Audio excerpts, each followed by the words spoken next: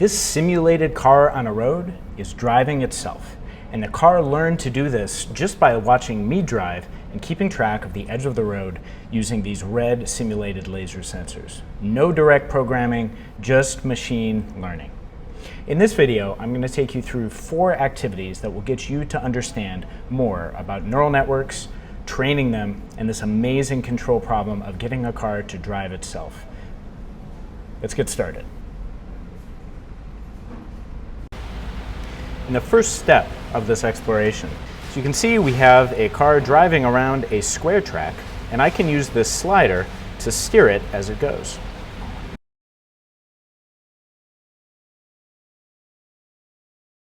You get the idea. Now you might notice those little red lines pointing out from the green car. Those are to represent little distance sensors on the car to measure where the car is on the road at any particular time. So there's a left distance, a right distance, and also a front distance. And what the program is constantly doing is it is collecting data about those distances, those 3 distances on the car, and also the position of the slider that you see at the bottom of the screen that I'm moving around to steer the car. And as I go, this is constantly collecting all of that data and recording it. The goal, of course, is for the car to be able to do all of this without me having to do the steering. It's going to do this using what's called a regression. A regression is just a pattern that relates numerical values of the inputs to numerical value at the output. So it's going to take the sensor readings and try to come up with the best relationship it can with the value that is the input of the steering slider that I'm constantly adjusting here. So you can see that I'm driving this around 2 times. I'm trying to get good at this. All right, now I have done this for about 2 good laps, and I'm going to hit the T key, which will start the neural network training on the data that I've collected. And so this is where the neural network is taking all of that data and is trying to make sense of it. It's trying to come up with the best relationship between those 3 sensor values and the value of that slider. Now, while this is happening, let's take a look over here to understand the details of how the network is doing this. So I am collecting data about the left distance, the front distance, and the right distance of the car. These are the inputs to my neural network. The output that I want for my neural network is the steering value, which I'm abbreviating just as S.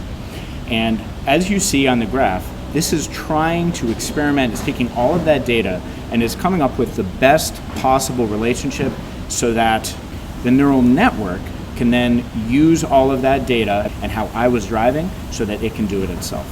Okay, now this is going to go 250 times through that data. When it hits 250, you're going to actually see it try to drive itself. And while I don't know that I would get in this car driving around, it's definitely not at that point. You can see that it is doing at least a passable job of at least staying on the road. Not so much there. Maybe I should stop talking.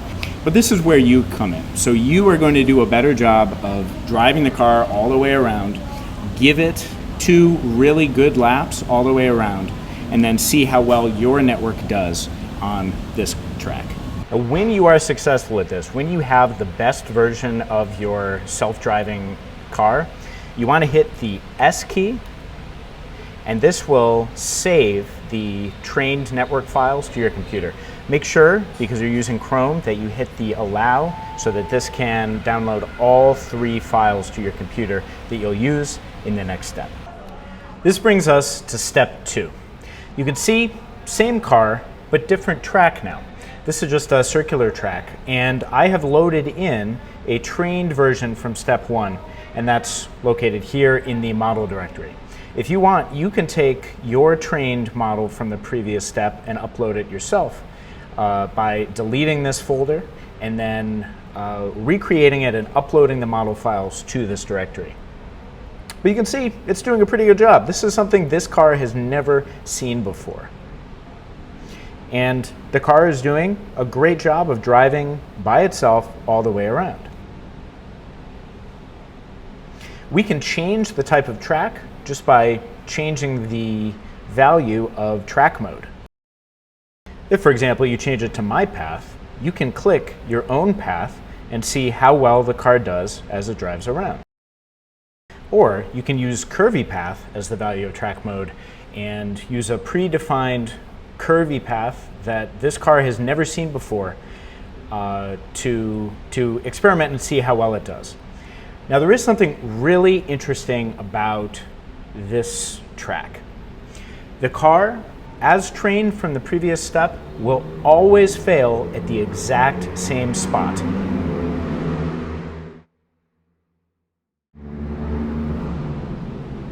And there is a really, really good reason for why that happens every time at exactly that location. So one of your tasks is to think about why that happens exactly at that location every time. Think about what you understand about machine learning, about the training data from the previous track, and why at that specific location right here, the car fails. Once you've played around with this and you've had some fun, it's time to move on to step 3. So step 3 brings it to the next level, not only because you can train on a curvy track like this, or on a track of your own design. But this car actually has 5 sensors that it's collecting. Not just the left, right, and front of the previous version, but also 2 additional ones in the front to give it even more information about what's happening with this car. You can see in the options for this neural network that it's recording all 5 of those inputs: the left distance, the left front distance, the front distance, the right front distance, and the right distance this time, but it still has the same output. It still is observing to see how you are moving that slider as the car goes all the way around the track. And when you first load this, nothing is going to be happening. You have to hit the C key in order to start collecting data. So you can start when you're ready. Make sure you click into the track in order to get that C key to function the right way. Then, drive some good laps around the track, just as before. Then, once you've done your laps, you can again hit the T key to start training. And then once it's done, you can see how well the car does. When you're happy with it, hit the S key to save the trained model to your computer. Now, don't forget that you can also change this to My Path and make any kind of track that you want. And if you really want to get fancy, try pretending that you are somewhere in the world where they drive on the left-hand side of the road. So give your training data your own personal flair. Once you're happy with the data that you've collected and you think you've done the best possible job you can go on to step 4, the final step. Now it's time to take your trained neural network and experiment with it on some new tracks. Now to do this, you're going to use your trained network from the previous step. You're going to upload those 3 files that were downloaded to your computer to this model directory. But you'll see you won't be able to do this right out of the box, and that's because you need to make a copy of this code for your own account. You can do that by going up to File and then Duplicate. And now when you go to the model folder, you're going to delete the entire folder, create a new folder called Model, and then upload those 3 files into this folder. You do have to make sure that the names of those files match these names exactly.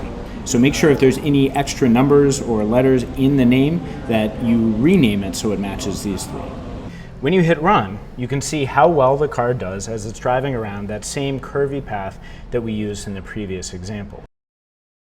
Or if you change the track mode to My Path and you run, you can sketch a path for the car to follow and see how well it does in real time. All in all, I hope you've had some fun today experimenting with this self-driving car simulation, and that you've learned more about how to take a fascinating problem like self-driving cars and use the idea of a neural network to potentially solve it. So have some fun, enjoy, and I'll see you next time.